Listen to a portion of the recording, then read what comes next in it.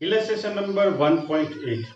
यहाँ पर आपको इलेक्ट्रॉन दिया है और प्रोटॉन दिया है, वो एक्सेलरेट होते हैं। किसमें एक्सेलरेट होते हैं? तो वो इलेक्ट्रिक फील्ड में एक्सेलरेट होते हैं। यहाँ पर लिखा है ये इलेक्ट्रिक फील्ड, जो ये इलेक्ट्रिक फील्ड और उसका जो मैग्नीट्यूड है, ये इलेक्ट्रिक फील्ड है और उसमें वो क्या कर रहे हैं? एक्सेलरेट हो रहे हैं और उसका जो मैग्नीट्यूड है इलेक्ट्रिक फील्ड का, वो ये रहा।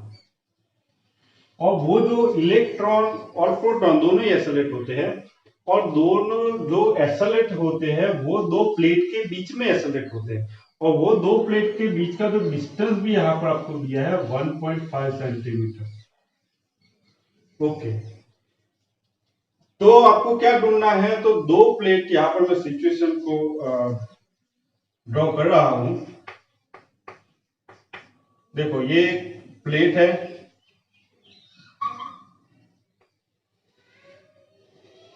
और ये दूसरी प्लेट है। तो ये दो प्लेट के जो बीच का डिस्टेंस है वो आपको दिया है d is equal to 1.5 centimetre को मीटर में कन्वर्ट कर दो, इस तो 10⁻⁻² मीटर हो जाएगा। और यहाँ पर इलेक्ट्रिक फील्ड है। देखो पहले मैं इलेक्ट्रॉन को एक्सेलरेट करवा रहा हूं, तो इलेक्ट्रिक फील्ड कहां पर है? तो इलेक्ट्रिक फील्ड है ऐसे, ये डायरेक्शन में, अपवर्ड डायरेक्शन में इलेक्ट्रिक फील्ड है। तो इलेक्ट्रिक फील्ड अपवर्ड डायरेक्शन में जब होगा तो उसका जो इलेक्ट्रिक फील्ड की पोलैरिटी कौन सी होती है? Positive to negative. तो नीचे वाला जो होगी पोलैरिटी वो पॉजिटिव होगी, ऊपर वाला होगा वो नेगेटिव होगा। इलेक्ट्रॉन को अगर मैं फ्री फॉल करवाऊं, यहां से इलेक्ट्रॉन को फ्री फॉल करवाऊं, मीन्स उसका जो इनिशियल जो स्पीड थी वो 0 है और वो फ्री फॉल होगा, ऊपर से नीचे यहाँ पर आएगा। तो उसको ऊपर से नीचे आने के लिए इलेक्ट्रॉन को कितना टाइम लगेगा, है ना? इलेक्ट्रॉन को टाइम कितना लगेगा, इसीलिए मैं लिख रहा हूं टी। और उसका जो एक्सेलरेशन होगा, यहां से इलेक्ट्रॉन नीचे आएगा तो एक्सेलरेट होके आएगा, तो वो एक्सेलरेशन कितना होगा वो भी ढूंढना है। तो हम यहाँ पर पहले टी भी ढूंढना है, इलेक्ट्रॉन को यहाँ से यहाँ आने के लिए जो टाइम लगता है वो भी ढूंढना है और एक्सेलरेशन भी ढूंढना है कि इलेक्ट्रॉन का एक्सेलरेशन कितना होगा। और वो एक्सेलरेशन को हमें कंपेयर करना है, किसके साथ कंपेयर करना है? तो वो हमें ग्रेविटेशनल एक्सेलरेशन के साथ कंपेयर करना है। ओके, ये जो सिचुएशन थी वो है थी इलेक्ट्रॉन के लिए थी। ये सिचुएशन इलेक्ट्रॉन के लिए है। सेम टू सेम हमें किसके लिए करना है? प्रोटॉन के लिए। लेकिन ये इलेक्ट्रिक फील्ड की जो पोलैरिटी है वो मैं चेंज कर दूंगा, मीन्स ये उल्टा डायरेक्शन में इलेक्ट्रिक फील्ड करना है। तो यहाँ पर हम पहले ढूंढेंगे कि टाइम, यहाँ से यहाँ पर आने के लिए टाइम कितना लगता है। ओके, पहले तो फोर्स लगता है किस पर? इलेक्ट्रॉन पर। तो इलेक्ट्रॉन पर लगने वाला force F is equal to QE, और यहाँ पर इलेक्ट्रॉन है इसीलिए charge Q is equal to क्या हो जाएगा? इलेक्ट्रॉन का चार्ज E। तो यहाँ पर E is equal to F होगा और F इज इक्वल टू कितना होता है? तो F is equal to ma होगा।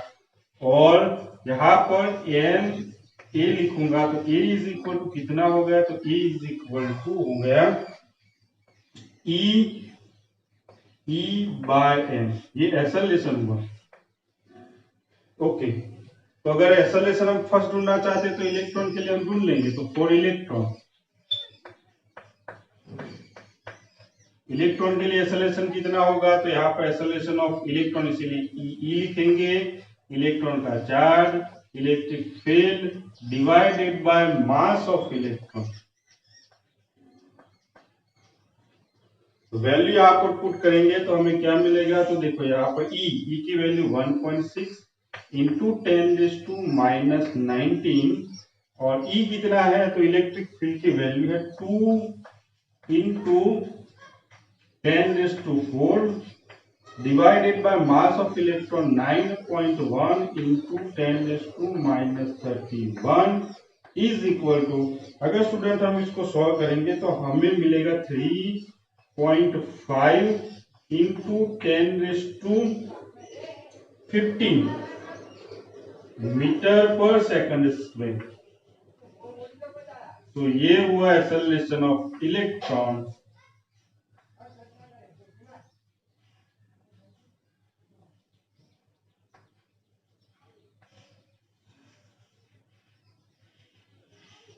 ओके, ये एक्सेलरेशन हुआ इलेक्ट्रॉन का।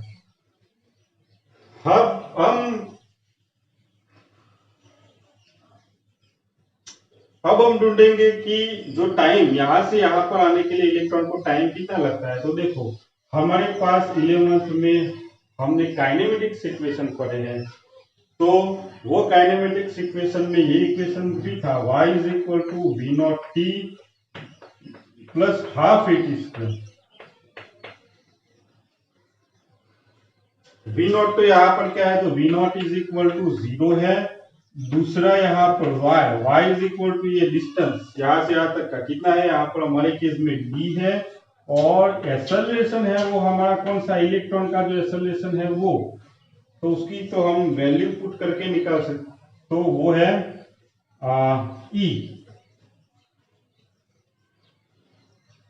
तो यहां पर हम वैल्यू पुट करेंगे तो ये y की जगह पर d हो जाएगा। तो d इज इक्वल टू ये 0 हो गया, इसलिए पूरा टर्म 0, 1/2 इंटू ए कितना है, तो ए हमने ढूंढ लिया यहाँ पर देखो 3.5 इंटू 10⁻⁵ इंटू टी स्क्वायर। और यहाँ पर d की वैल्यू कितनी है, तो d इज इक्वल टू 1.5।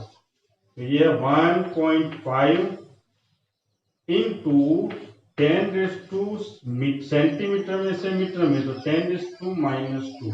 तो T square is equal to क्या हो जाएगा, तो T square is equal to होगा ये तो यहाँ पर 2 इंटू 1.5 इंटू 10⁻² डिवाइडेड बाय, देखो ये टाइम किसके लिए, इलेक्ट्रॉन के लिए, इसलिए आप टीई लिख लेना।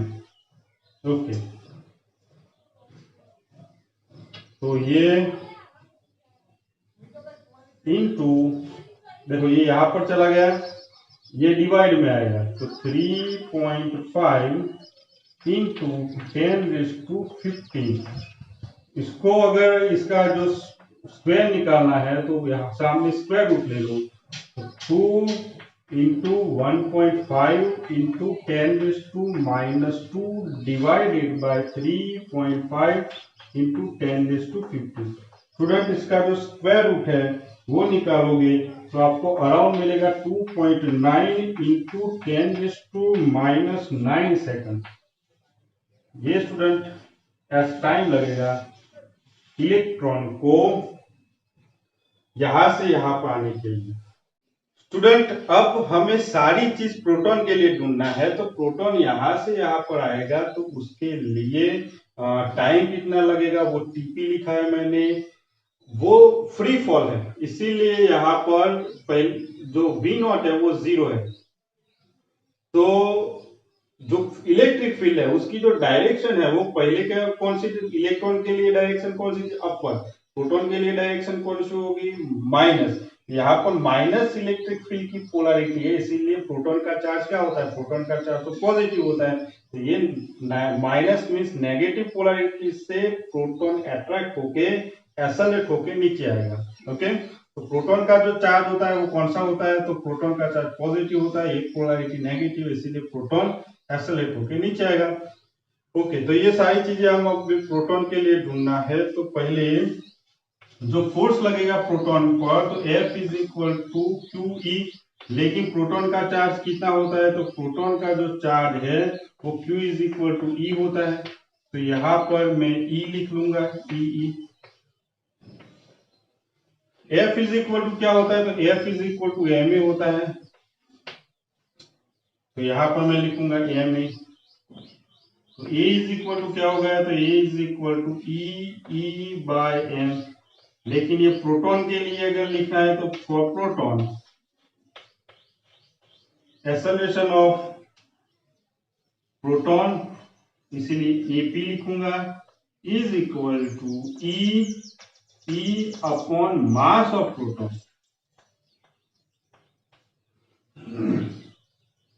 E की वैल्यू क्या है, फिक्स है स्टूडेंट, वो है 1.6 इंटू 10⁻⁻19 एंड इलेक्ट्रिक फील्ड कितना है? इलेक्ट्रिक फील्ड 2 इंटू 10⁴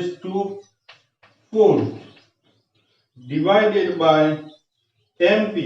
एमपी कितना है? तो डिवाइडेड बाय जो एमपी है वो है 1.67 इंटू 10⁻27।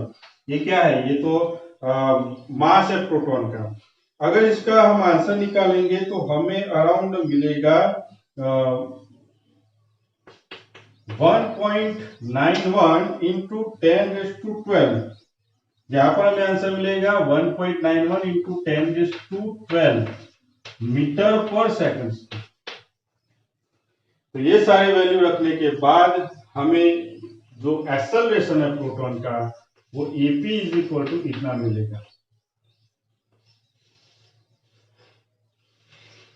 ये हमने इलेक्ट्रॉन का एक्सेलरेशन जो आगे हमने जो सॉल्व एग्जांपल में इलेक्ट्रॉन के लिए एक्सेलरेशन ढूंढा है वही मैंने यहाँ पर लिख लिया है, क्योंकि हमें कंपेयर करना था किसके साथ कंपेयर करना था? तो ग्रेविटी के साथ, ग्रेविटेशनल एक्सेलरेशन के साथ कंपेयर करना था। इसीलिए मैंने जो एक्सेलरेशन इलेक्ट्रॉन का जो हमने ढूंढा था वो मैंने यहाँ पर लिख लिया है।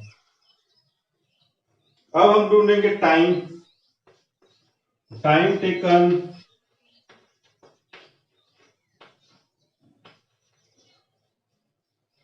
For proton.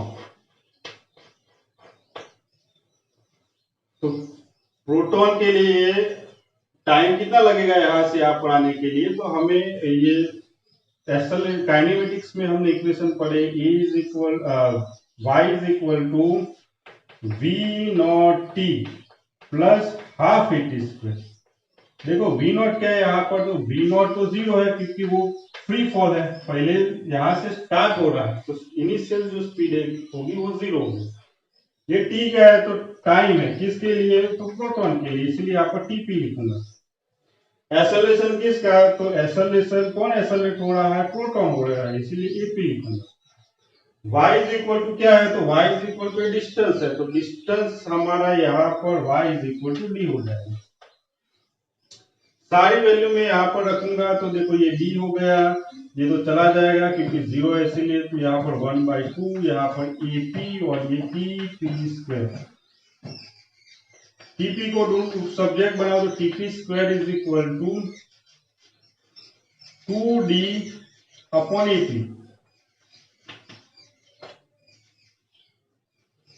तो यहाँ पर स्क्वायर निकालना है तो TP इज इक्वल टू क्या हो जाएगा? तो under root of 2D upon AP। यहां पर हम वैल्यू पुट करेंगे तो देखो 2 इंटू डी कितना है?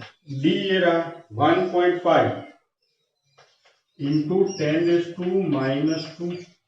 एक्सेलरेशन ऑफ प्रोटॉन हमने ये निकाला 1.91 इंटू 10⁻12। स्टूडेंट यहाँ पर हम जो सॉल्व करेंगे तो ये इसके लिए आंसर निकल के आएगा 1.25 इंटू 10⁻⁻7 सेकंड। तो अगर आप इसको सॉल्व करोगे तो आपको अप्रोक्सीमेटली आंसर ये मिलेगा। देखो बुक में और यहाँ पर जो आंसर में थोड़ा बहुत डिफरेंस आता है, यहाँ पर नंबर में, यहाँ पर शायद हो सकता है 1.3 समथिंग हो, वो चलता है, इसमें कोई प्रॉब्लम नहीं है। तो ये था time taken for the proton from one plate to another plate. दूसरा यहाँ पर क्या है स्टूडेंट? तो यहाँ पर हमें कंपेयर करना था। क्या कंपेयर करना था? तो देखो यहाँ पर लिखा है कॉन्ट्रास्ट सिचुएशन। किसके लिए सब में कंपेयर करना है, कॉन्ट्रास्ट करना है? ग्रेविटी के साथ। देखो तो ग्रेविटी के साथ कंपेयर करोगे तो देखो ये एक्सेलरेशन, इलेक्ट्रॉन के लिए एक्सेलरेशन देखो पावर कितना है 10⁻15। इसका देखो पावर कितना है 10⁻12। और ग्रेविटेशनल एक्सेलरेशन कितना होता है?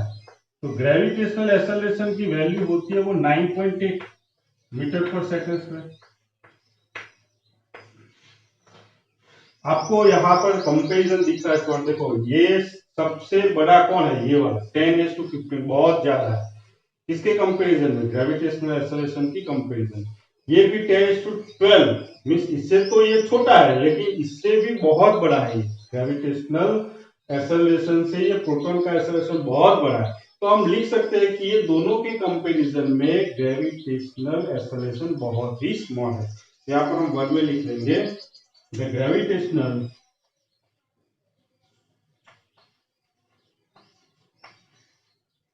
acceleration is very small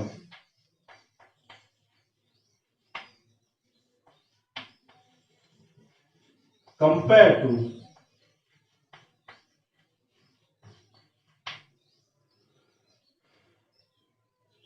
AP.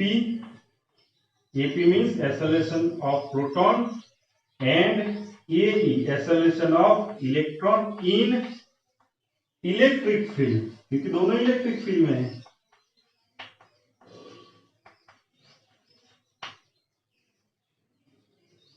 Okay, तो ये था हमारा example number means illustration number 8।